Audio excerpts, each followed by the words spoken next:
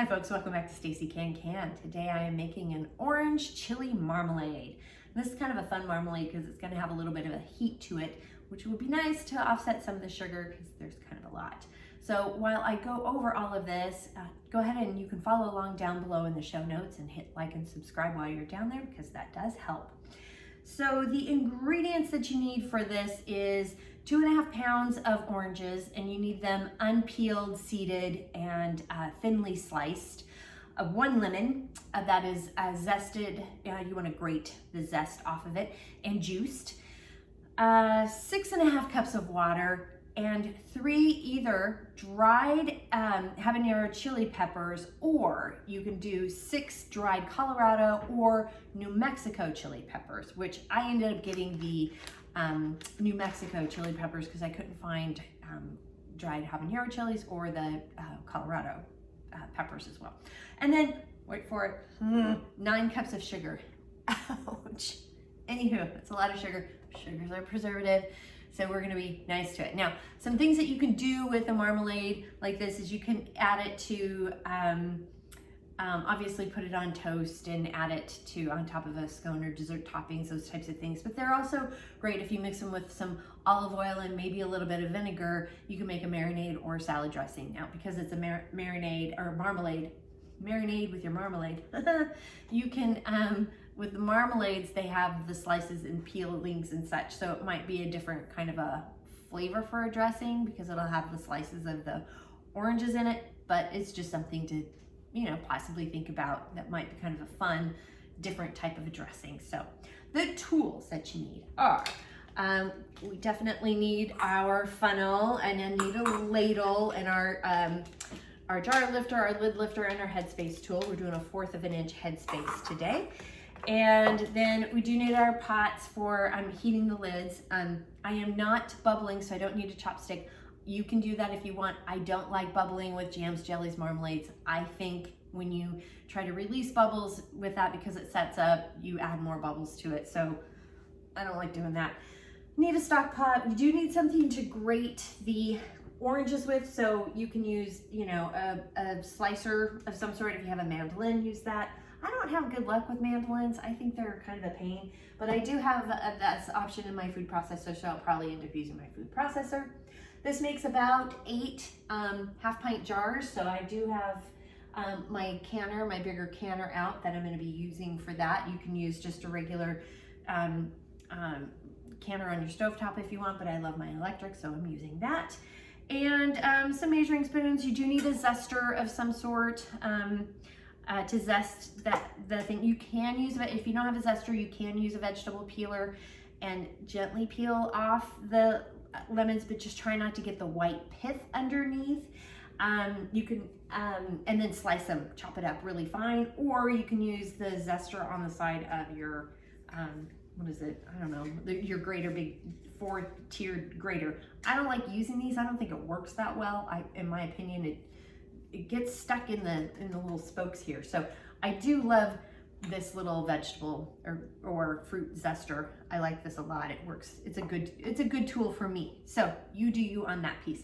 So with all of that, let's go ahead and get started.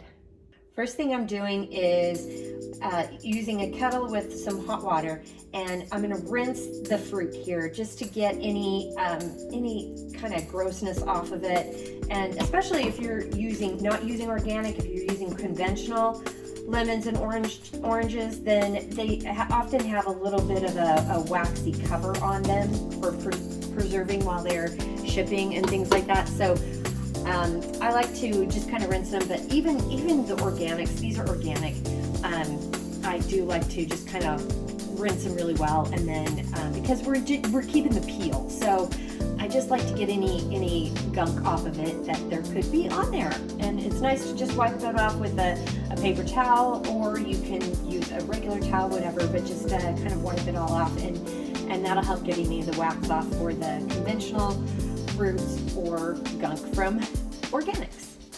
Now I'm going to take this end of the oranges, each orange, and just cut off that little nub in there. Part of it is, one, I don't want it in with the marinade, but also it gives me a flat surface to kind of start with when I am putting them processor, or even when you're using just a mandolin or hand grater. Some of these end pieces on the peelings didn't get sliced really well, so I'm just going to run my knife through these and just make some smaller slices. You can take these out if you want, but the benefit of having these is they've got that pith in it, and we're not using a pectin, so it's really beneficial to have it for thickening purposes, so you don't have a super runny product. And also, while you're going through your oranges and such, make sure to pick out any seeds. These weren't very seeded, so that's kind of nice. And now I'm gonna take my zester and I'm just gonna zest it right over the pot here. Get all the droppings just to drop right in the pot, and then all that nice oil that comes from the lemon as you're zesting it will hopefully settle into the bottom of the pot too and give it some good flavor as well. Got the lemon zested. Just gonna cut it in half. That's kind of a perk of it. It's being zested and it squeezes really easily. And then squeezing the juice of the lemon into the pot as well. I'm pouring in the 6 cups of water with the lemon juice and the lemon zest and the orange slices, etc. And then I've turned up the heat, and we're going to bring this to a boil. We're going to boil it hard, and you do need to stir it constantly. The stirring kind of helps release some things as well, but yeah, we're gonna continually stir. Okay, I've got a boil going now, so I'm gonna go ahead and cover this and also reduce the heat, and we're just gonna boil it gently and for 40 minutes. So I'm gonna go ahead and set a timer. While you have the timer going, make sure to give this some stirs periodically. 40-minute timer has gone off, so I've taken the lid off and just given it a quick stir. And now I'm gonna drop in the 6 New Mexico chili peppers. Remember, you can use 6 dried Colorado chili peppers or 3 dried habanero chili peppers. So, and then we're gonna stir this in. Gonna partially cover it and set another timer for 30 minutes. And while it's boiling for about 30 minutes, I'm gonna continually kind of stir it on occasion. Now I'm gonna measure out the 9 cups of sugar. Ouch. The 15-minute timer has gone off, and so I'm going to use the tongs here and take out the peppers. So we're just basically using the peppers to put in some flavor. I got the peppers out of the pot. You might want to give it a couple of stirs because I do find little pieces here and there, so I'll take that piece out. And I'm bringing this up to a boil on medium-high heat. And as I maintain the boil here, we're going to start adding the sugar little by little. It's going to be gradually, because we want to maintain that boil. We've got all the sugar in, and now we're going to bring it to a boil, a really hard boil. All right, I've got a boil going here, so we're gonna boil this hard for 15 minutes and stir occasionally. All right, the 15-minute timer has gone off, and this has been boiling hard. I did have to turn the heat down just a little bit because it was about to boil over, as you can see. So I'm going to cut the heat. And so now we're gonna go ahead and jar it up. So I have my jars heating up in the canner here. You don't wanna put a hot item into a cold jar. So we're gonna fill this up to a 1/4 of an inch headspace. And do give it a bit of a stir.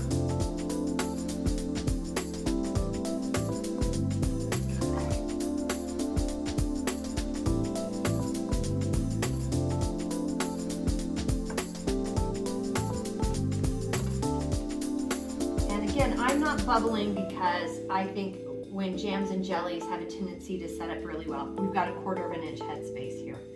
And I think at that time, if you bubble, you can actually add air to it, the jar versus removing it, so I don't bubble. So now I'm going to use my paper towel here and clean the rim. And I'm just using the lid water because I've been heating up my lids as well.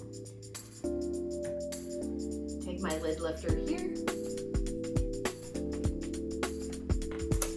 and add my ring or band. Some people call it rings, some people call it bands. And just fingertip tight. It's hot potatoes, so careful with your fenders. And then you want to lift the jar up and over and into the canner. Do not tip or tilt, just keep it straight across. All right, I got all the jars filled with the lids on and the rings ready to go. And I put the lid on and I turn the heat up to high, and when it comes to a rolling boil, we'll set the timer.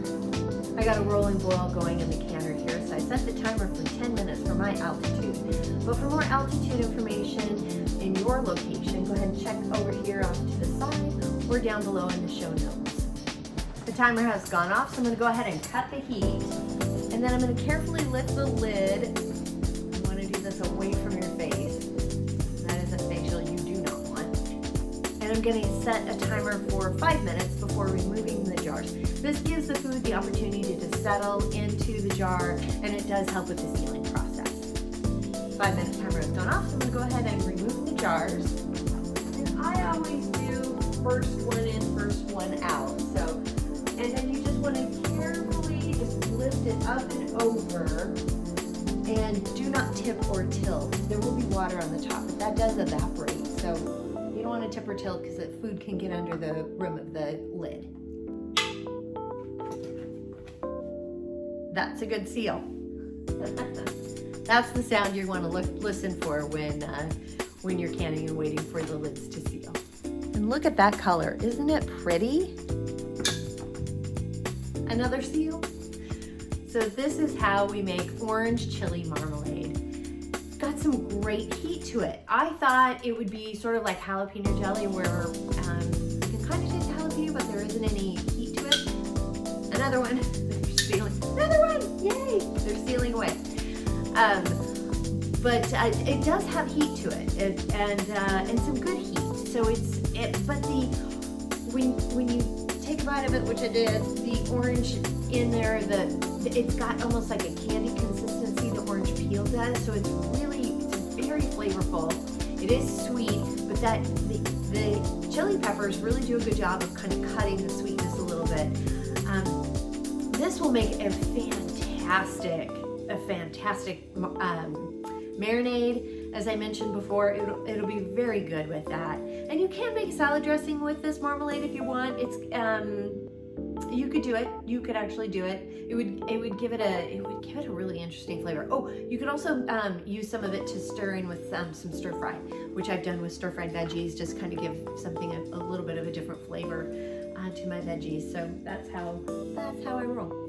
So the recipe is down below, and while you're down there, please hit like and subscribe because that does help. And if you have any questions, comments, suggestions, feedback, concerns, by all means, please reach out to me. I'm on Facebook at Stacey Can Can. You can have me on Instagram and TikTok at Stacey Can Can. My website is www.staceycancan.com, and my email is info@staceycancan.com. And I'm also on LinkedIn at Stacey Can Can. So thanks so much for joining me today, and until next time, happy canning.